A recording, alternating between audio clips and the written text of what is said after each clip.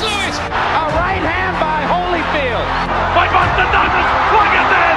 He's knocked Mike Tyson down for the first time in his career! But unfortunately, it'll never happen. Front punches and punches, and it's over!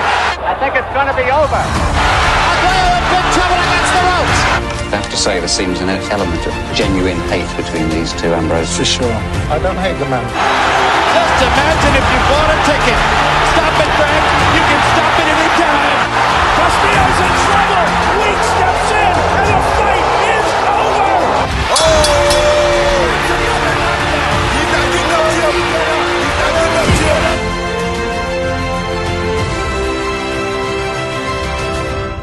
Welcome back to the Legendary Nights After Show. I'm your host, Sean, as always joined by Lukey for the final after show of Season 3. It's quite emotional. I feel quite emotional saying that. It's been a long road getting this season done and dusted and putting these after shows together and just genuinely providing this content to everybody listening. And I think the first thing I want to say is I hope you've enjoyed the after show.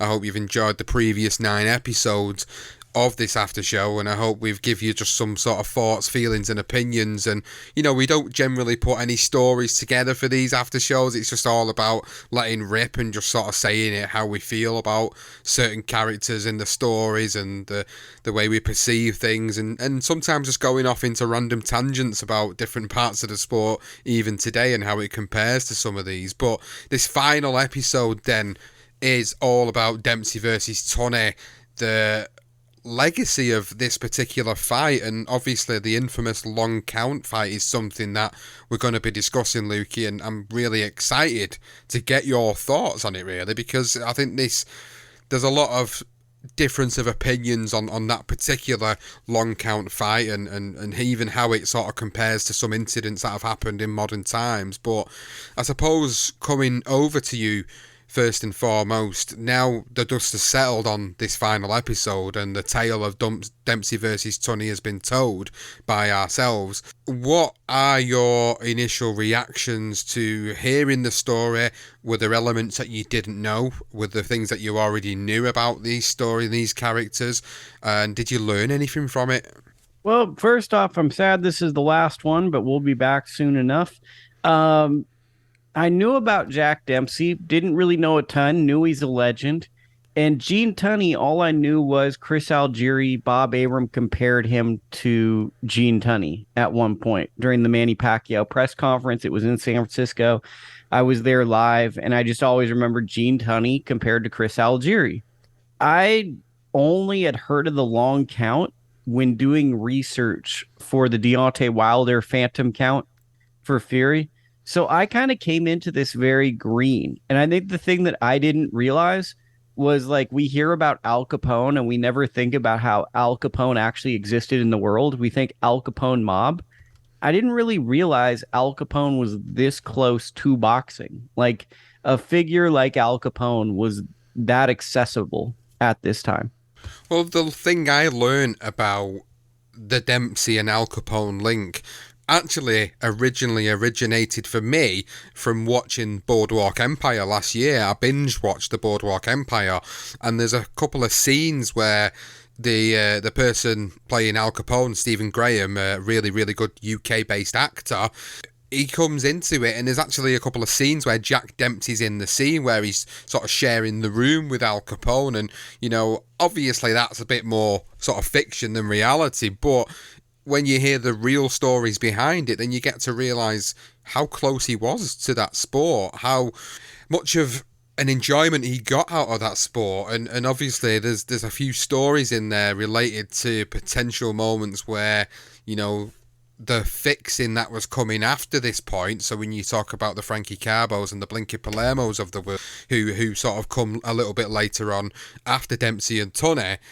it starts to make you really think of the origins of the mob and the likes of Arnold Rothstein and Abe Attell as well. You know, all these people, all these names that you've heard before, but unless you're sort of into true crime and the mob and the mobsters and that whole mafia background, you don't really sort of understand what these people were all about. And if you do know who they were and who they were all about, I suppose, like, for me personally, I got a little bit excited in a way. I mean, it sounds quite sad to say it, but I did, because I knew all these characters, these humans that had lived in this time, and what they did, what they were infamous for, and how close they were to the sport of boxing. So, you know, it was quite putting the dots together. It was like joining the dots together for me, you know, when I added a few of these characters into this story and understanding their links to the sport, even though a lot of what I knew about them wasn't even related to the sport. It was about all the crimes and organized crimes that they were involved in. So it was mad to think about, like, the gangsters like Al Capone who were around at the time, who were heavily involved in wanting to be a part of this sport big time. So yeah, I think I sort of reiterate, you know, and sort of relate to what you're saying, really, when you talk about your origins of getting into knowing about Dempsey and Tunney, and obviously hearing the comparisons in the modern day to Chris Algieri, which I thought was, when I think about what you just said there, I think that's not too bad of a comparison. I think Gene Tunney, for all accounts, was probably a better fighter overall. Obviously completely different weights. I'm not even going to go into that, but I can see where the comparisons are being made in terms of the way they boxed. But this whole overall tale for me was great, because I got to learn so much more about both of them. And I think Gene Tunney, for me, I walked away having so much newfound respect for the man, because I didn't really know too much about his background. I'd heard a few anecdotes about who he was and what he did, but I never really knew how he came into this sport. I never really knew how he came up in the sport. And I'd heard about the fights, the Dempsey-Tunney fights, the long count fight in particular, but I'd never really paid a huge amount of attention to it until doing this particular episode. And when I did this episode with Johnston, the unraveling of it all was just like, I was like a kid in a sweet shop, in a candy store. I was like that kid because I was excited to learn all this new information about these fighters, their times, their issues, their fights. It was just fantastic to learn so much more about them, which is why me and Johnston selected this as the last episode of the season, because we felt it was a tale, you know, of the well-feared, arguably one of the greatest heavyweights of all time in Jack Dempsey, and then a man really who doesn't get as well revered in Gene Tunney. And I think that was the whole purpose of this episode, was really to highlight how good Tunney was for me, and obviously knowing how good Dempsey already was, because he gets spoken about in such high regard. It was great to hear how good Gene Tunney was, and how really, looking back on it now, he seemed to be like the bogeyman for Jack Dempsey. Yeah, I mean, it was just, you run into guys who have your number, and that's quite simply, it just felt like this was a guy who had his number. What do you think about this whole long count fight conversation then? This is the meat of the episode that I really wanted to get into with you. Was, you know, we talk about the rules of the sport and them being implemented, and this is obviously very, very early on, and prior to that second fight, the infamous long count fight, the rules are clearly stated by the referee, which is why we used them extracts in the episode, because we wanted to make it clear and put the context there for people before we then discuss the moment that the knockdown happens. So knowing what the rules are today and knowing how they've been implemented in the sport, comparing that to, obviously, like you said earlier, Wilder Fury, what are your initial thoughts on it now? Well, I mean, the first thing I thought of was Ricky Hatton versus Juan Lozano. Juan Lozano being a fighter who lived near me. If I remember that fight, Juan dropped Ricky Hatton, and then the referee tied his shoes. And I was like, wait, what's going on here? And I think one of the big things that was interesting to me was how the controversy was made even bigger based on the way boxing matches were distributed. And they were mostly seen in movie theaters. But then, like, based on the Jack Johnson fight, they had special laws about how it could be seen or how it could be moved across state lines. So it seemed like on top of the act itself, people's perceptions they basically went to the worst case scenario as quick as possible because they didn't have the ability to access the fight as quickly as possible. So what you're saying is people were believing what was being printed, what was being put out there by probably a biased media because of how this overshadowed the fight itself. Obviously, Tunney goes on to win that fight, but it's that moment, that particular moment, where he gets knocked down, and because Jack Dempsey doesn't go to the neutral corner, which is what the referee mentioned before the fighters go to war, because he doesn't do that straight away, it gives Tunney them extra vital seconds. But even still, Tunney admitted and was totally honest about the fact that his head was clear, after two. So technically, even if he was going off the timekeeper's count, he was around about 4, 5, maybe 6 seconds down the line and would have took the 8 count and then would have continued on. But he obviously goes and takes the 9, gives himself the time to get his faculties together and makes that right decision. I said in this episode that I think it was Tunney's mistake. Tunney kind of robbed himself of the fight because, there's no knowing who would have or what would have happened in the fight should Jack Dempsey have then been able to continue on at an earlier stage. Say where Gene Tunney gets up a little bit too soon and then maybe Jack Dempsey has the opportunity to finish the fight because he was such a great finisher. Nobody really is going to be able to ever know how that really would have gone down. But because of Jack Dempsey's own mistakes, really, by not going to the neutral corner, he allows Tunney to have them extra few seconds because the referee doesn't start the count until he knows that Dempsey's in the neutral corner. And they were the rules that were set out prior to the fight. And that's the same comparison as to what happened in Wilder versus Fury. All the conspiracy theories, people stopwatches going and comparing them to the fight and the knockdown and when Tyson Fury actually gets up and when Jack Rice starts the count. It is so eerily similar to the story of Dempsey versus Tunney. I think it gives a real good comparison and an understanding of how Dempsey versus Tunney went down. The footage is there though for that, so you can see the footage of Dempsey versus Tunney, so you can make your own mind up really. Ultimately, did you think it was within the rules? Did you have any thoughts about it actually being a wrong moment? Do you think Dempsey, should have been given the opportunity to sort of finish the fight? Do you think Tunney was given too much time? What are your thoughts on that? I'm gonna probably sound like the most boring person, but like my thoughts are, it doesn't matter what my thoughts are because it's not what happened. And honestly, the way I live my life is I can't sit and think about what could have happened or what should have happened unless it's a massive civil injustice. This is a sporting event where this is what happened. And I think that the issue with the long count is it's not unlike when like a guy like Aaron Martinez gives Robert Guerrero a tough fight, right? And I scored the fight for Robert Guerrero. It was 6-4, but Guerrero gets dropped.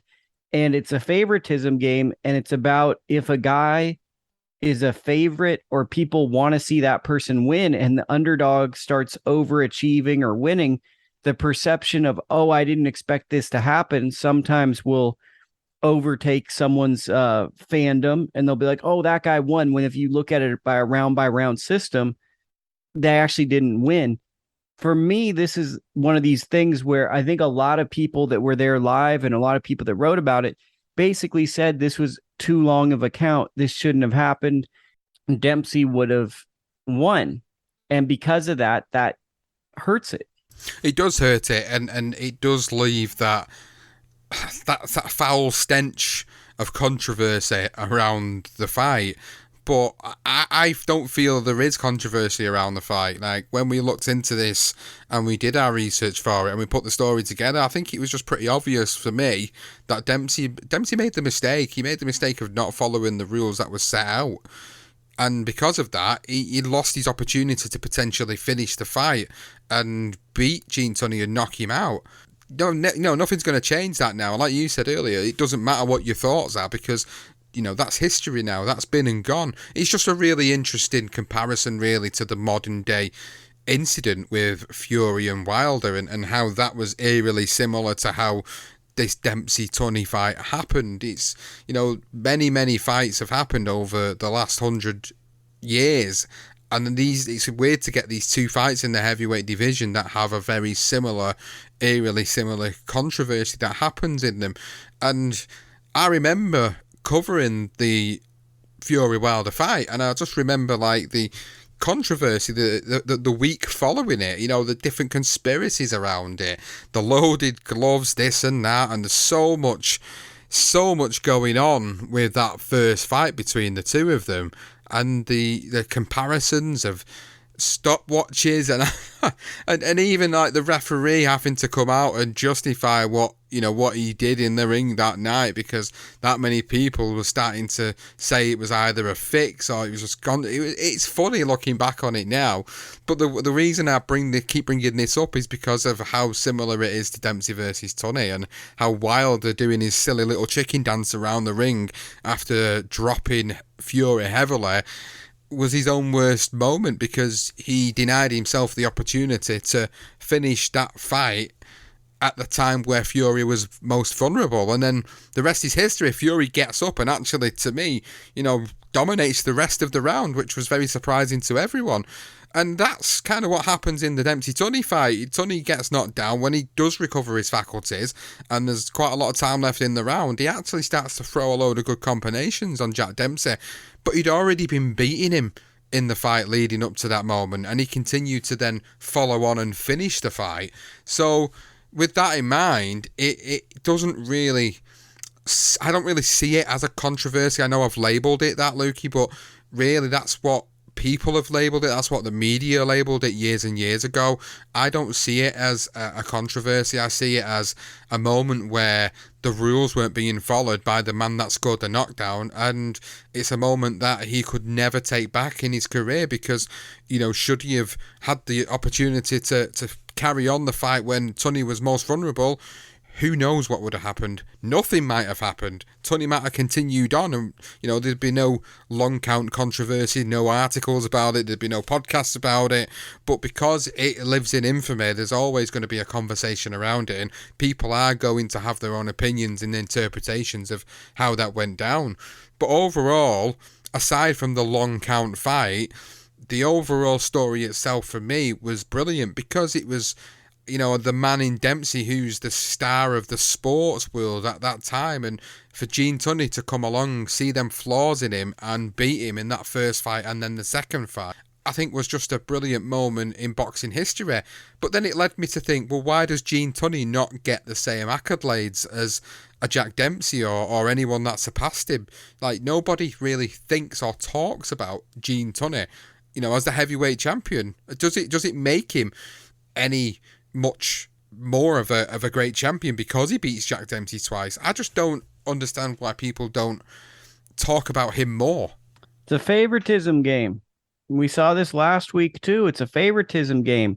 People have their favorites and they want to see their favorites win. We're seeing it right now with Anthony Joshua, right? He's not really winning these fights that we really want to see him win outside of the Klitschko fight. But there's more people that are probably going to talk about Joshua's career than Usyk or possibly Fury when it's all said and done. Maybe Fury's gotten to that point, but I'm sure more people are going to talk about Joshua over Usyk in 10 to 20 years. Whether right or wrong, boxing is about favoritism. Favoritism heavily plays into it, doesn't it? It's a statement that I think is very fair. Like, you think of all the great champions of yesteryear, the people that get talked about more than anybody. When you talk about the heavyweight division, you talk about Jack Johnson, Jack Dempsey, Joe Louis, you talk about Muhammad Ali, you talk about Larry Holmes, all these names that are synonymous with certain eras of time. Even Evander Holyfield, Lennox Lewis, all these names, the Klitschkos, and then obviously now the modern era, the Joshuas, the Furies, and now Usyk. There's all these different fighters that are given that favoritism because they have in some way, shape or form endeared themselves to the sports writers, to the media outlets, to the sports world. And it's the likes of the Sadlers of the world, the Tonneys of the world that in their own right are absolutely amazing at what they was able to do in their careers, but were just never really given the right credit and get forgotten about. And it's a sad state of affairs. Like, I know fighters like that have been inducted into the International Boxing Hall of Fame, but this was 1990, like, 32 years ago. Nobody's really talking about that anymore. Nobody's thinking about these fighters anymore. So this is why we love to do these stories, because we always feel like there is always an underdog in the story, and it doesn't necessarily turn out to be the person you expect it to be. Like, you automatically think of an underdog story in Jack Dempsey coming from rags to riches, but for me this story really was about Gene Tunney's rise to prominence and how he was able to dethrone and beat the great Jack Dempsey. Well, I think the other thing too is, like, beyond whatever we think about either fighter, the documentation of these fights are black and white fights. How many baseball fans sit and talk about how good Cy Young and Babe Ruth are besides awards that are given out? The documentation of the fight is what creates the longevity. Guys like Willie Mays, as we get older and older, they become an afterthought. Juan Marichal, great sporting athletes. It's the nature of sports where we try to preserve our legends, but then at the same time, ultimately, people forget our legends because there's new, vibrant ways to watch the sport that connect with a newer audience. Fights that you and me grew up watching on VX 2000s and that looked very state of the art in 2000, 2002. There's kids out there that won't watch those fights because they're not HD. That's how much the world has changed in 20 years. So now imagine trying to explain Gene Tunney and Jack Dempsey to a slew of, we'll say, middle-aged men who maybe don't even watch black and white movies, let alone want to see a fight and understand the historical implication of it. The comparison I can make that you're alluding to there is there's been a few videos I've seen over probably a period of like 4 or 5 months going through social media myself, is like where they do these sort of like tests, not tests, but like these videos of kids that are like 14, 15 now, and they're turning on a PC from 1996, and like, they're like, where's the Wi-Fi? What is this? What is this operating system you're running on? How do you get connected to the internet? How long does it take to connect to the internet? The fact that technology was so much different even just 25 years ago, 30 years ago, and the generation that we live in now they've got so much for them, so much technology, so much accessible ways of being able to tune into sports in general, but not just sports.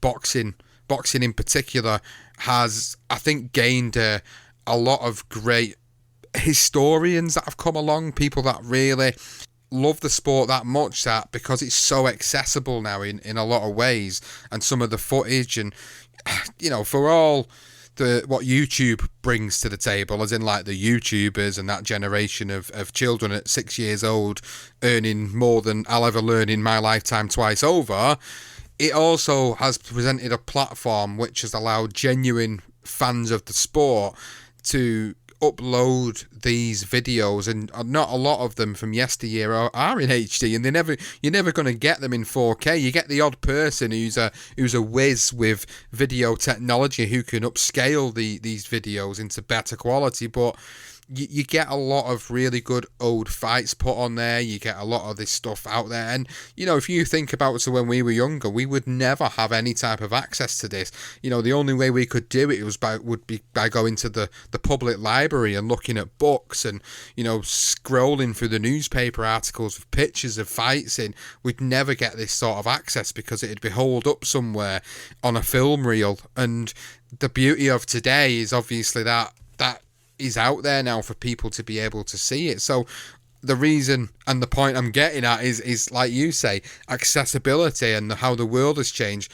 It does make people a certain way in terms of how they view things, or the minimum benchmark for how they view things now. So the types of fights that me and Johnston like looking at and like we do the research on, there's not a cat in hell's chance you would see someone who's just coming into the sport of boxing, unless they're an absolute avid avid hardcore fan, there's no way they'd want to tune into them. They won't want to watch them because sometimes the quality's not very good. So they're not going to sit there and go, I'm not going to watch that fight. I'm not interested. It's not HD. It's not 4K. It's not Ultra HD. It's not nothing.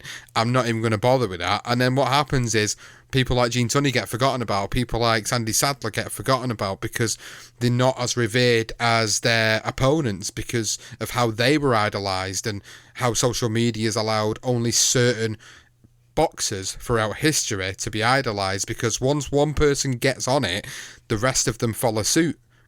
And that's where the guys like Gene Tunney get forgotten about. I think that what sums this up the best is like the content I look at for boxing is either breakdowns of in-ring action or like lists of who are the best fighters so I can think and have intellectual conversations about it, or go back in time and hear your programs around the significance of certain things that happen in boxing.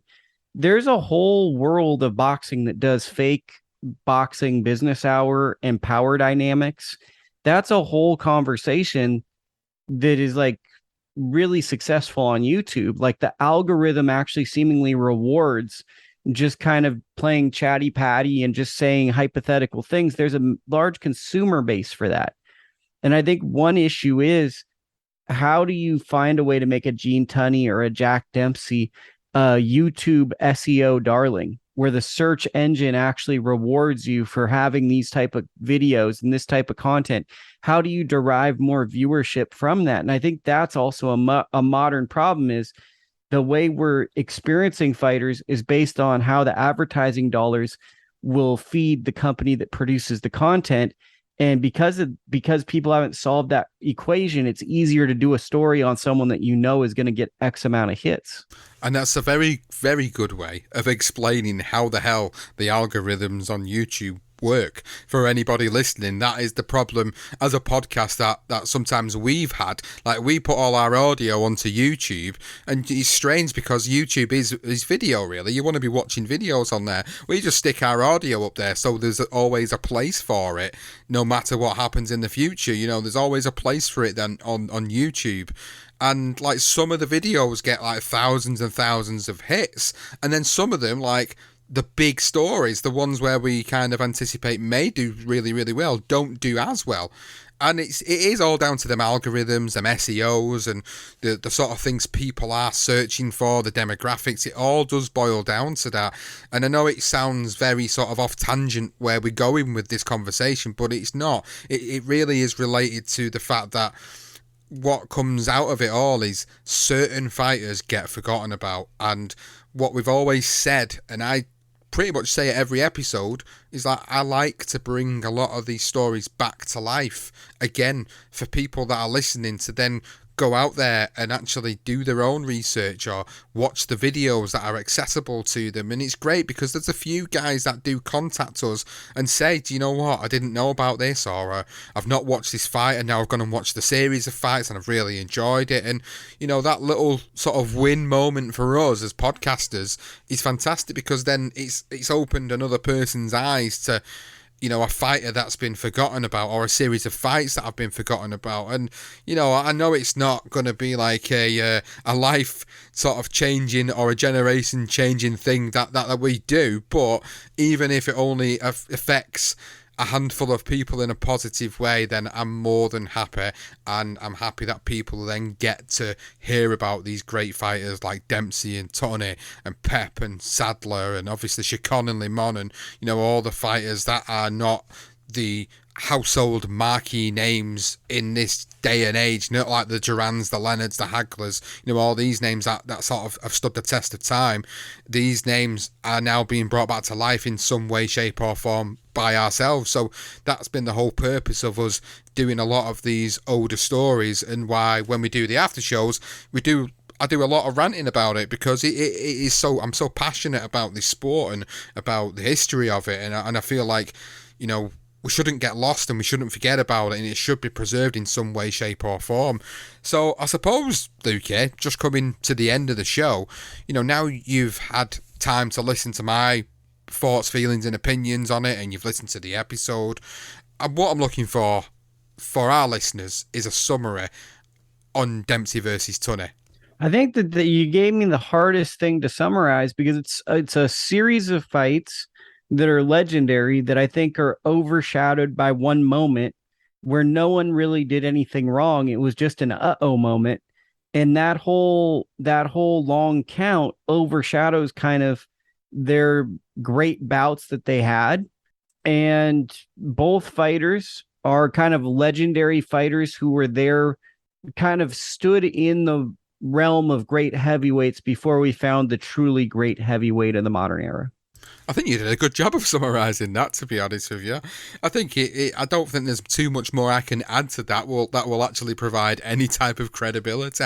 I'm just going to reiterate the fact that I thoroughly enjoyed doing the Dempsey versus Tunney story, and of course having this conversation about it in the aftermath of the story being released this week. So it's a great story, and I implore people to share it with people, share it with your friends that are boxing fans. Let them listen to this season of Legendary Nights and the previous two, and let them hear some of them episodes that we've done on all the great fights and all the great stories that we've covered over the years.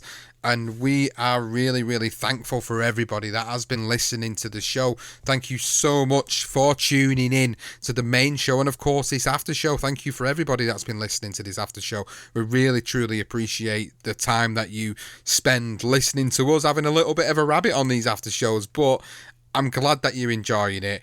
If you're not, then obviously let us know, and we'll try our best to make it as good as possible. But so far, everybody's really enjoying it, so thank you again as always.